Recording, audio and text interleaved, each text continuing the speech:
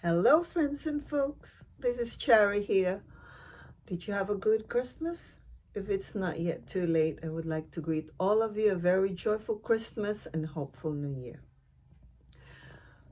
Did you know that during this pandemic, there has been a surge of lockdown projects? Well, it's a good thing, isn't it? Because it helps our economy one way or the other. Lockdown or this pandemic became a perfect time for one, learning new skills. I for one, I for one have learned or have started vlogging. Number two, people have started making creative projects. And third, this is also the time for home improvements or the do-it-yourself projects. Well, as a married middlescent, I also want to give a big chunk of time to something that will prove beneficial to my marriage and to our economic life. So, we decided to build or to DIY our own conservatory. Therefore, this segment will, based on our experience, number one, give you reasons on why you should or should not do it. Number two, we will show you how we did it. Number three, recommend to you the professionals or the experts to here in the MK area to do those things that you can't do. And number four, give you the financial advantage of a DIY or of building a DIY conservatory as opposed to hiring a traditional builder. Okay, so based on what we went through, you should do it if, number one, you have time in your hands, or if you're on furlough, so you have time in your hands, then do it. You should not do it if you don't have it, if you don't have the time. Now, this has actually become slightly problematic for us because, not that we complain, hubby only had flexi furlough. So the company where we ordered or purchased the structure, the conservatory structure, claimed that we can do it in 4 days. So therefore, because we didn't really have the time, it took longer for us. Okay, number two. In these challenging times, a DIY project is something that will help you mentally. So you should do it because it is beneficial to you or for your growth. But if you have underlying health problems that can be impacted by the heavy workload, then don't do it. I discourage you to do it. Third, if your relationship is stable or strong enough, then do it. Because a big project as this will really strengthen your relationship more. But if you are not sure, or there might be little problems that you're going through, then don't do it.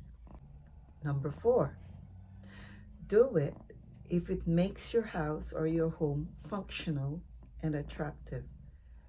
So if you've been here in our house, our kitchen is really small and we love to entertain people, and we have friends and family who come to visit every time.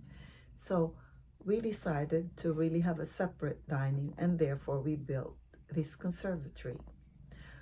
But don't do it if you don't need it, or if it's impractical for you to do it, or if it doesn't go with the look of your home. Last but not least, if you're a confident DIYer or you have the courage to learn new skills, then do it. This is really exciting because this is not for the faint-hearted. Now, if you think you don't have the courage to do it, then just hire a builder.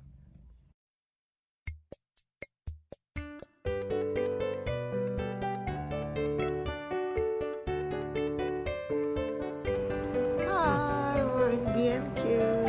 Look, we're buying things to build our conservatory.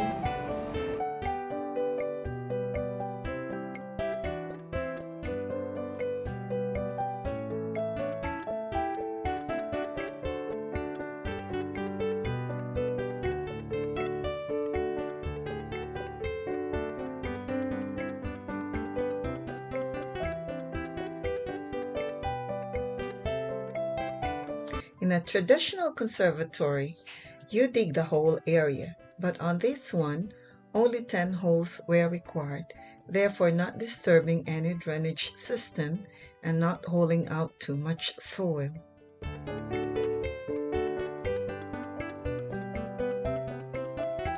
While waiting for their delivery, we ordered a bifold door, took off the bay window, the door, and its roof structure. This was like a punishment duty for us, as the winter wind and rain also started coming. Any couple could use this time as a reason to fight, so beware.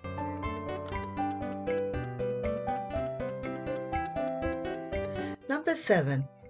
After the bifold door was installed, the conservatory was delivered into our back garden and the shed. Our friends helped us carry them in, and we would like to thank Clive, Thomas, and Mick Hefford. Thank you so much.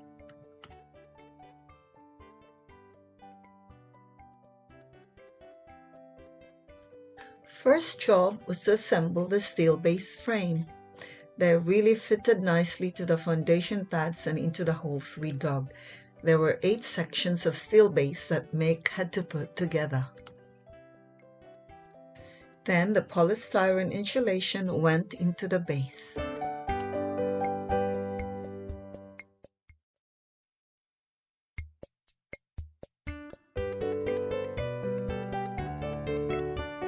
Number 10. The chipboard flooring was installed, and this was really made easier by the instructions on paper and the Conservatory Land's website, and the parts were really packed. Thumbs up to them.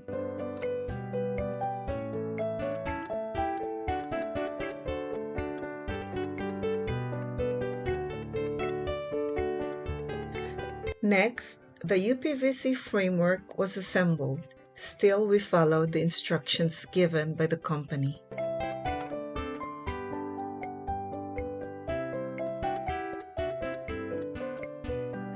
The roof followed, assembled and sealed. Now, imagine doing this while it's raining.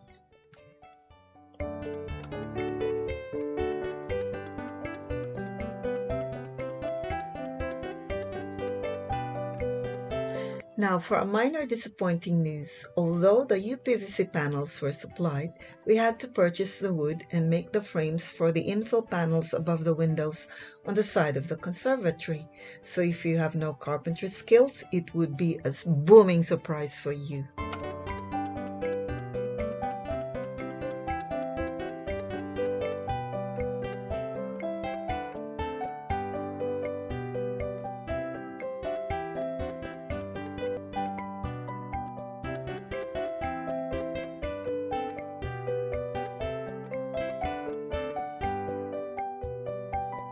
So today we're going to put the flooring on the conservatory, and we're going to do the, yes babe, do the insulation, what's that called? Underlay first. Alright, and the cats are here again. So for the flooring, we laid the underlay for extra insulation, and then the laminate wood. All this we had to buy ourselves, so we have to put it into the expense side too.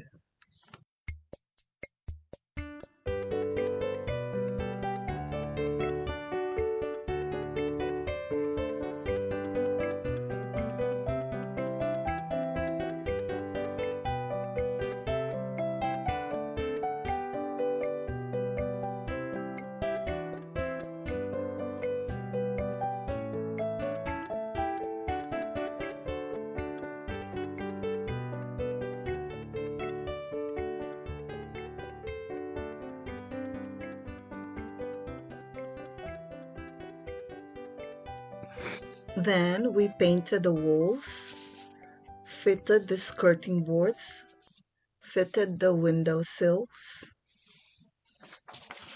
and then we purchased a heater and fitted it in, and the lights from IKEA. So this is now how the conservatory looks inside.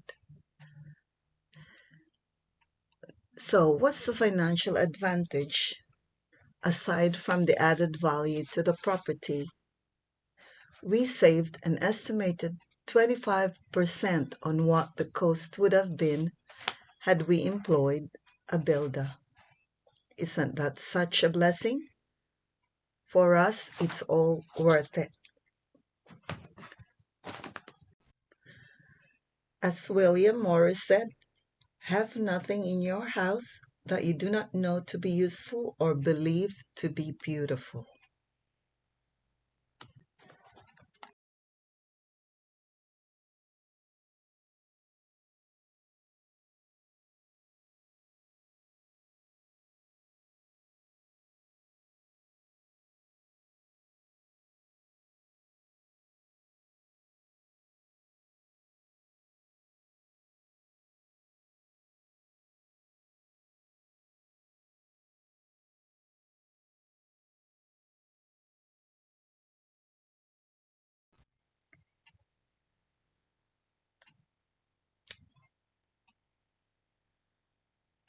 So, this is how it would look from the outside. It should go well with the features of your main house. As I said, it should be practical and attractive to look at. And I think it's doing well, considering that my engineer is still inside doing the finishing touches. Without him, this would not have been possible. So thank you for watching, everyone, and have a joyful Yuletide season. See you next Sunday. Bye.